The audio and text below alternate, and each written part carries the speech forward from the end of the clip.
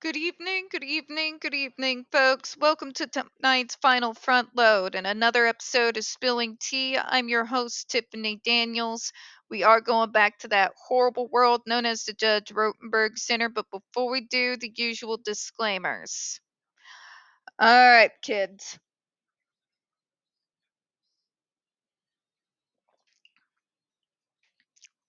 Hold on, 1, 2, 3.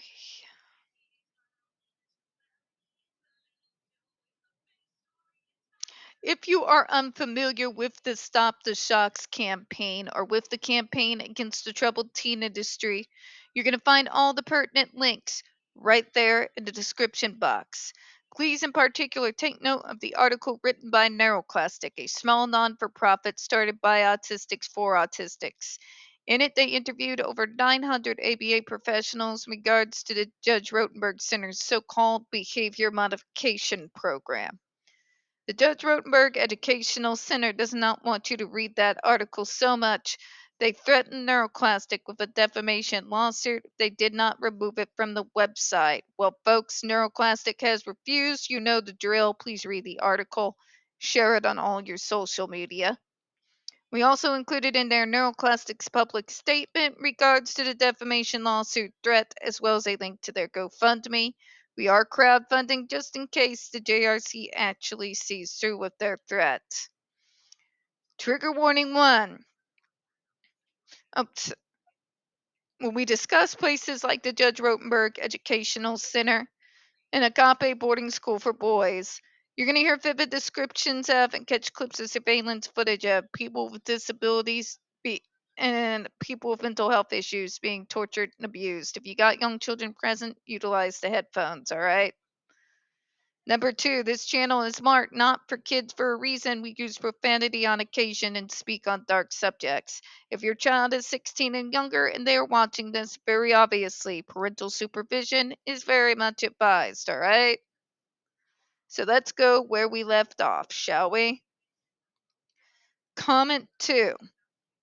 A comment states that the FDA incorrectly defined the intended use population for ESDs, and in doing so, overstated the limit patient populations that use ESDs for SIB or AB. Oh, Jesus Christ.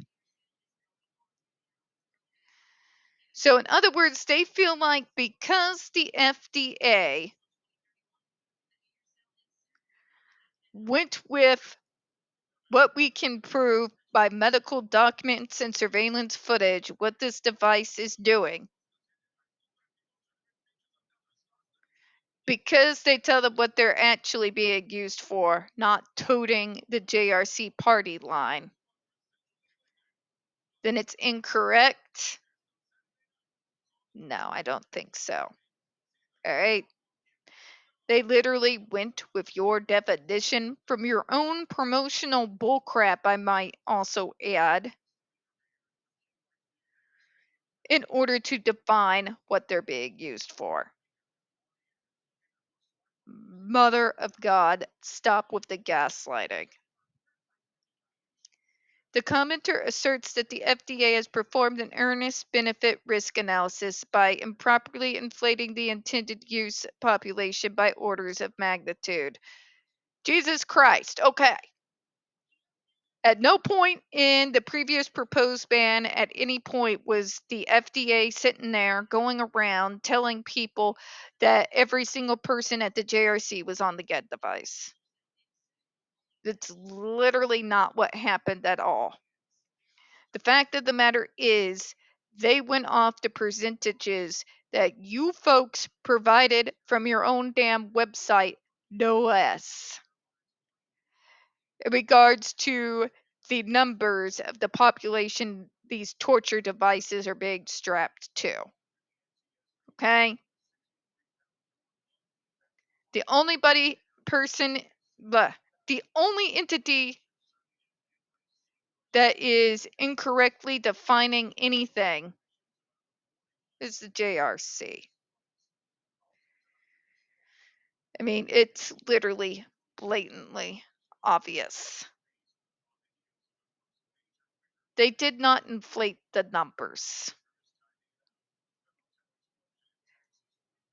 This reminds me of arguments with my aunt when she said, "Well, you're not inflating. It just sounds worse, and your tone changes every time you talk about the subject." Geez, you think?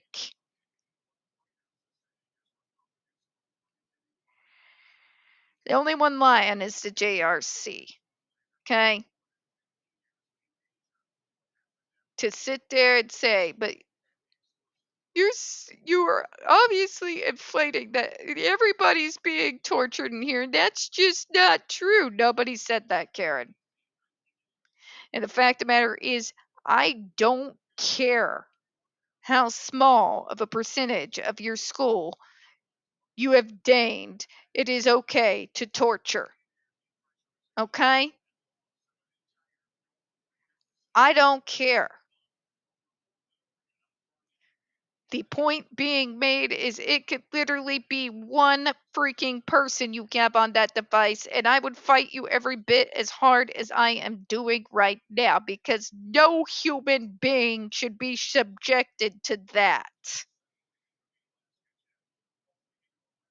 Okay?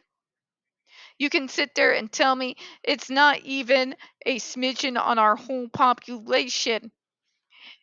And in an effort to make it seem minuscule, you actually make yourself look more monstrous.